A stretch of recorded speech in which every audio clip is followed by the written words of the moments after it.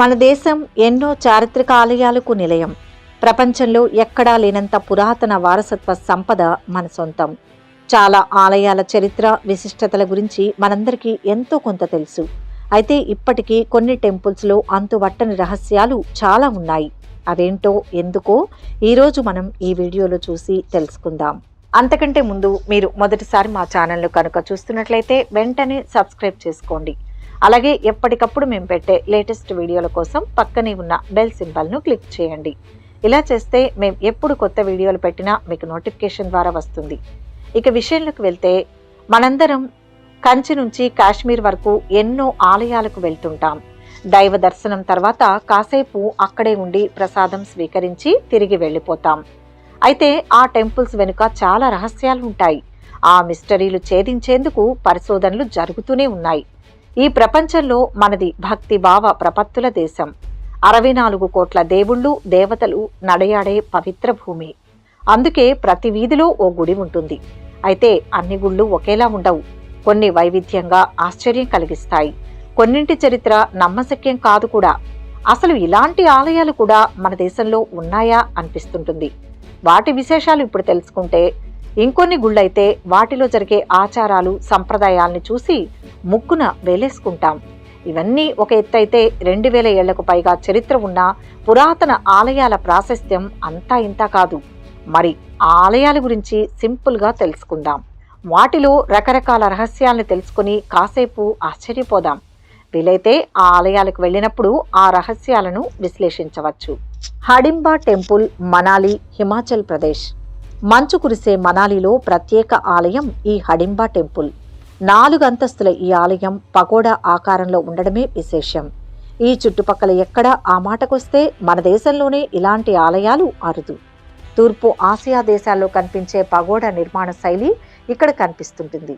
ఈ ఆలయంలో హడింబాదేవి కొలువు తీరి ఉంటుంది. రాక్షసుడైన హడింబా చెల్లెలు ఈమె. కుళ్ళు రాజులు హడింబాదేవిని ఇష్టదైవంగా పూజించేవాళ్లు. అయితే అమ్మవారి కంటే నిర్మాణ శైలి వల్లే ఈ ఆలయం ప్రత్యేక గుర్తింపు తెచ్చుకుంది. స్తంభేశ్వర్ మహాదేవ్ టెంపుల్, గుజరాత్. అప్పుడప్పుడు మాయమై తిరిగి కనిపించే టెంపుల్కి వెళ్లాలనుకుంటున్నారా? అయితే గుజరాత్ వడోదరాలోని స్తంభలేశ్వర్ మహాదేవ్ ఆలయాన్ని దర్శించుకోండి. అరేబియా సముద్ర తీర జలాల్లో ఉంది ఈ గుడి. ఇక్కడ ఈశ్వరుడు ధైర్యం చేసి తన దగ్గరకు వచ్చే వాళ్లను కరుణిస్తాడని భక్తుల అపార నమ్మకం. సముద్ర అలల తీవ్రత తక్కువగా ఉన్నప్పుడు మాత్రమే ఈ ఆలయాన్ని దర్శించగలం.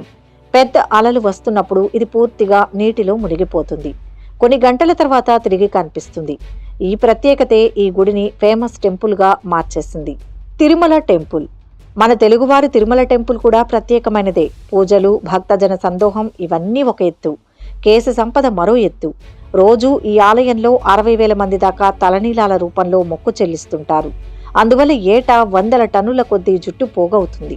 దీన్ని ఈ వేలంలో అమ్మితే టీటీడీకి 300 కోట్లకు పైగా ఆదాయం వస్తోంది. తిరుమలలో హుండీ ఆదాయం తర్వాత ఎక్కువ రెవెన్యూ వస్తున్నది ఈ జుట్టు ద్వారానే.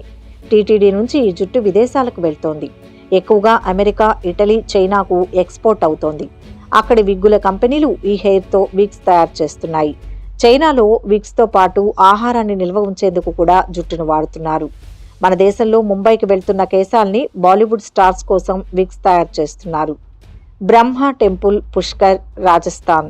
హిందూ పురాణాల ప్రకారం త్రిమూర్తుల్లో ఒకడైన బ్రహ్మకు ప్రపంచవ్యాప్తంగా ఉన్నది ఒకే ఒక్క ఆలయం. అదే రాజస్థాన్ పుష్కర్లోని బ్రహ్మ ఆలయం. క్రీస్తు శకం 14వ శతాబ్దంలో దీన్ని నిర్మించారు. ఔరంగజేబు మన దేశాన్ని పాలించిన సమయంలో చాలా హిందూ దేవాలయాలు ధ్వంసమైనట్లు చరిత్ర చెబుతోంది. ముఖ్యంగా పుష్కర్లో ఆలయాలు పూర్తిగా దెబ్బతిన్నాయి. అయితే బ్రహ్మ ఆలయం మాత్రం చెక్కు చెదరలేదు. ఔరంగజేబు అనుచరులెవరూ దాన్ని టచ్ చేయకపోవడం విశేషం. పాలరాయితో చెక్కిన ఆ ఆలయం లోపలి గోడలకు భక్తులు సమర్పించిన విరాళాలతో సేకరించిన వెండి నాణేలు అమర్చారు. ఈ టెంపుల్, దీని చుట్టూ ఉన్న వాతావరణం ఆహ్లాదంగా ఉంటుందన్నది భక్తుల మాట. మహేందర్ బాలాజీ టెంపుల్, రాజస్థాన్. దెయ్యాలు, భూతాలు, పిశాచాలు, చేతబడుల వంటివి వదిలిపోవాలంటే ఏం చేయాలి అని రాజస్థాన్ జనాన్ని అడిగితే వాళ్ళు చెప్పే సమాధానం మహిందీపూర్ బాలాజీ ఆలయానికి వెళ్ళమని. దౌసా జిల్లాలో ఉంది ఈ టెంపుల్.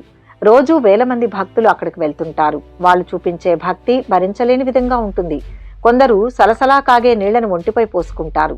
ఇంకొందరు ఉరివేసుకున్నట్లు వేలాడతారు. మరికొందరైతే గొలుసులతో కట్టేసుకుని తలను గోడకేసి కొట్టుకుంటారు. ఇదంతా ఎందుకంటే తమను దెయ్యాలు వదిలిపోవాలి అంటారు. పూజారులే దగ్గరుండి ఇలాంటివి చేయించడం బహుశా దేశంలో ఈ ఒక్క గుడిలోనే కావచ్చు. అన్నట్టు ఇక్కడ ప్రసాదం ఇవ్వరు. ఆలయం నుంచి వెళ్లిపోయేటప్పుడు వెనక్కి తిరిగి చూడకూడదట. అలా చూస్తే దెయ్యాల్ని తమలోకి రమ్మని పిలిచినట్లట. ఇది నిజమా కాదా అంటే ఎవరి నమ్మకాలు వాళ్ళవి. కాలభైరవనాథ్ టెంపుల్, వారణాసి. ఏ గుళ్ళోనైనా స్వీటో హాటో ప్రసాదంగా పెడతారు. ఈ టెంపుల్లో మాత్రం మద్యాన్ని ప్రసాదంగా ఇస్తారు. మధ్యప్రదేశ్ ఉజ్జయినిలో శివుడి ప్రతిరూపమైన కాలభైరవనాథ్ ఆలయం ఇది. ఇక్కడ నైవేద్యం సహా దేవుడికి సమర్పించే ప్రతిదాన్ని మద్యంతోనే తయారు చేస్తారు. అది విస్కీ కావచ్చు లేదా వైన్ కావచ్చు. కాలభైరవుడి నోట్లో ఆల్కహాల్ పోస్తారు. దాన్నే ప్రసాదంగా భక్తులకు ఇస్తారు. మామూలుగా ఆలయాల చుట్టుపక్కల షాపుల్లో పువ్వులు, స్వీట్ల వంటివి అమ్మడం కామన్. ఇక్కడ మాత్రం ఏ షాపుకు వెళ్ళినా మద్యమే అమ్ముతారు. కాడు మల్లేశ్వర టెంపుల్, బెంగళూరు. బెంగళూరులో కాడు మల్లేశ్వర స్వామి టెంపుల్ తనదైన ప్రత్యేకతతో ఆకట్టుకుంటోంది. 1997లో ఈ ఆలయ పునర్నిర్మాణ పనుల్లో భాగంగా తవ్వకాలు జరపగా ఓ నంది బయటపడింది. దాని నోటి నుంచి నీటి ప్రవాహం వస్తుండడం ఆశ్చర్యం కలిగించింది. మరింత తవ్వగా ఓ నీటి కొలను కూడా బయటపడింది. అప్పటి నుంచి ఆలయ రూపురేఖల్ని మార్చారు. నంది నోటి నుంచి వచ్చే నీరు శివలింగంపై పడి ప్రవహించేలా ఏర్పాట్లు చేశారు. అయితే నంది విగ్రహంలోకి నీరు ఎక్కడి నుంచి వస్తుందో తెలియలేదు. ఈ నీరే ఇక్కడున్న విషభవతి నదికి జీవజలమని నమ్ముతారు స్థానికులు. బృహదేశ్వర టెంపుల్, తమిళనాడు. అద్భుత కళా నైపుణ్యం తమిళనాడు తంజావూరులోని బృహదేశ్వరాలయం సొంతం. ఈ టెంపుల్లో ఎక్కువ భాగం శుద్ధమైన గ్రానైట్తో నిర్మించారు. ఇదే సైంటిస్టులకు సవాల్ విసురుతోంది. ఎందుకంటే ఈ ఆలయానికి చుట్టుపక్కల 60 కిలోమీటర్ల వరకు గ్రానైట్ నిక్షేపాలు, ఆనవాళ్లు లేవు. ఎప్పుడో 1000 ఏళ్ల కిందట ఈ ఆలయాన్ని నిర్మించేందుకు ఎక్కడి నుంచి ఈ గ్రానైట్ తీసుకువచ్చారు, ఎలా తెచ్చారు అన్నది ఆశ్చర్యకరం. ముఖ్యంగా గోపురం 80 టన్నుల బరువున్న ఏకశిలతో తయారైంది. ఏ క్రేను లేకుండా ఆ భారీ శిలను అంత ఎత్తుకు ఎలా చేర్చగలిగారన్నది అంతుబట్టని రహస్యంగా మిగిలిపోయింది. Rat temple, Rajasthan. రాజస్థాన్ బికనూర్కి 30 కిలోమీటర్ల దూరంలో ఉంది ఓ చిత్రమైన గుడి. అదే దేశ్నాక్లోని కార్నీమాత టెంపుల్. ఇక్కడి ప్రత్యేకత ఏంటంటే ఎలుకల్ని పూజిస్తారు. దుర్గాదేవికి ప్రతిరూపమైన కార్నీమాతను ఎలుకల్లో చూసుకుంటారు ఇక్కడి భక్తజనం. అందుకే ఈ ఆలయంలో ఎలుకలు స్వేచ్ఛగా తిరుగుతాయి. భక్తులు వాటికి పాలు, ఇతర ప్రసాదాలు పెడతారు. బికనూర్ పర్యటనకు వెళ్లే టూరిస్టులు తప్పనిసరిగా ఈ ఆలయాన్ని దర్శిస్తారు. ఎందుకంటే ఎలుకలకు పూజ చేయడం అన్నది అరుదైన విషయం. చాలా మంది వాటిని వీడియోలు తీసుకుంటారు. పాల చుట్టూ రౌండ్గా మూగి ర్యాట్స్ మిల్క్ తాగుతుంటే ఆ దృశ్యాల్ని మొబైల్ కెమెరాల్లో బంధిస్తారు. బుద్ధ నీలకంఠ, కాట్మండ్, నేపాల్. ఇది బుద్ధ నీలకంఠ ఆలయం. పేరులో బుద్ధ ఉన్న నిజానికి ఇది మహావిష్ణువు వెలిసిన ఆలయం. బుద్ధ నీలకంఠ అంటే పురాతన నీలపు రంగు విగ్రహం అని అర్థం. ఇది నేపాల్లోని కాట్మండ్ లోయలో ఉంది. ఈ ఆలయంలో త్రిమూర్తులలో ఒకడైన శ్రీ మహావిష్ణువు ఆదిశేషుడిపైన శయనమూర్తిగా మనకు దర్శనమిస్తాడు. ఇక్కడున్న విష్ణుమూర్తి విగ్రహం 5 మీటర్ల పొడవైన రాతిలో చెక్కి ఉంది. సహజంగా విష్ణువు శయనమూర్తిగా ఒక పక్కకు తిరిగి పడుకుని ఉండే మూర్తుల్ని మనం చూస్తుంటాం. ఇక్కడ మాత్రం స్వామి వెల్లకిలా పడుకుని నింగివైపు చూస్తుంటాడు. ఇంకో ప్రత్యేకత ఏంటంటే ఇంత భారీ విగ్రహం నీటిలో తేలుతూ ఉంటుంది. భక్తులతో పాటు పరిశోధకుల్ని సైతం విశేషంగా ఆకర్షిస్తున్న ఈ విగ్రహం 1957లో జరిపిన ఓ అధ్యయనం ప్రకారం 1300 సంవత్సరాల నుంచి నీటిలో తేలుతోంది. ఇదంతా దైవభక్తిగా భక్తులు నమ్మితే పరిశోధకులు మాత్రం సైంటిఫిక్ కారణం చెప్పలేకపోయారు. హజరత్ కమర్ అలీ దర్వేష్, మహారాష్ట్ర. సైన్స్ కారణం చెప్పలేకపోయిన మరో విశేషం ఓ బండరాయి. మహారాష్ట్ర శివపురిలోని హజరత్ కమర్ అలీ దర్వేష్ దర్గాలో ఉంది ఆ స్టోన్. ముంబైకి 16 కిలోమీటర్ల దూరంలో పూణే శివార్లలో ఆ దర్గా ఉంది. దానికి ఏ ప్రత్యేకత లేదు, కానీ అక్కడున్న రాయి మాత్రం ప్రపంచ గుర్తింపు పొందింది. కారణం దాంతో ముడిపడి ఉన్న అంతుబట్టని మిస్టరీయే. 90 కేజీల ఆ రాయిని ఒకవైపు పట్టుకుని ఎత్తడం ఎవరి వల్ల కావట్లేదు. అదే 11 మంది కలిసి చుట్టూ మూగి చూపుడు వేళ్లతో ఎత్తితే మాత్రం ఈజీగా లేస్తుంది. ఇలా ఎందుకో సైంటిస్టులు చెప్పలేకపోయారు. ఓ సాధువు ఇచ్చిన వరం వల్లే ఇలా జరుగుతోందని స్థానికుల నమ్మకం. నిధివాన్, ఉత్తరప్రదేశ్. కొన్ని విషయాల్ని నమ్మాలో వద్దో కూడా అర్థం కాదు. ఇది అలాంటిదే. ఉత్తరప్రదేశ్లోని బృందావనంలో ఉంది నిధివనం రంగమహల్ టెంపుల్. ఈ ఆలయంలోకి రాత్రివేళ రాధాకృష్ణులు వస్తారని, రాసలీలలు ఆడతారని స్థానికుల నమ్మకం. అందుకే సూర్యాస్తమయం తర్వాత ఈ టెంపుల్ని మూసివేస్తారు. ఆలయ పరిసరాల్లోకి ఎవరిని అనుమతించరు. ఒకవేళ ఎవరైనా రాత్రివేళ టెంపుల్లోకి వెళ్తే వాళ్ళు చనిపోతారని, లేదంటే వాళ్లకు చూపు, మాట, వినికిడి శక్తి పోతుందని ప్రచారం జరుగుతోంది. నిధివనంలో ఉండే చెట్లు మెలికలు తిరిగి చిత్రమైన ఆకారాల్లో కనిపిస్తాయి. ఇక్కడి నేలంతా పొడిగా ఉన్నా ఈ చెట్లు మాత్రం ఏడాదంతా పచ్చదనంతో నిండి ఉంటాయి. వీటిని చూసిన వాళ్లకు సహజంగానే ఈ ప్రదేశం ఆశ్చర్యం కలిగిస్తుంది. ఇప్పటి వరకు రాత్రివేళ టెంపుల్లోకి ఎవరిని అనుమతించలేదు. అందువల్ల నిధివనం మిస్టరీగానే ఉండిపోయింది. దీనిపై బాలీవుడ్లో హారర్ సినిమాలు కూడా వచ్చాయి. జ్వాలాదేవి టెంపుల్, హిమాచల్ ప్రదేశ్. హిమాచల్ ప్రదేశ్లోని కాంగ్రా జిల్లాలో జ్వాలాదేవి ఆలయం ఉంది. పరమశివుడి భార్య సతీదేవి ఆలయం ఇది. ఇక్కడ ఆశ్చర్యం కలిగించే విషయం ఏంటంటే ఆలయ ప్రాంగణంలో ఉండే జ్వాల 100 ఏళ్లుగా వెలుగుతూనే ఉంది. దానికి ఇంధనం కానీ నూనె కానీ పోయకుండానే జ్వలిస్తోంది.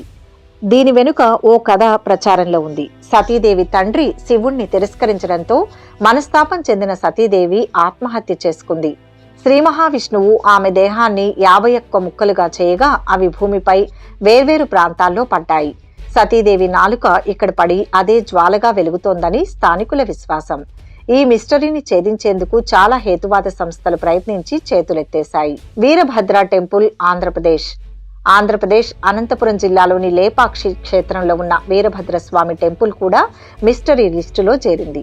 అద్భుతమైన శిల్పకళా చాతుర్యానికి పెట్టింది పేరు ఈ లేపాక్షి టెంపుల్. అయితే ఇక్కడి వేలాడే స్తంభం ఎక్కువ మంది పర్యాటకుల్ని ఆకర్షిస్తోంది. ఈ ఆలయంలో 70 స్తంభాలు ఉంటాయి.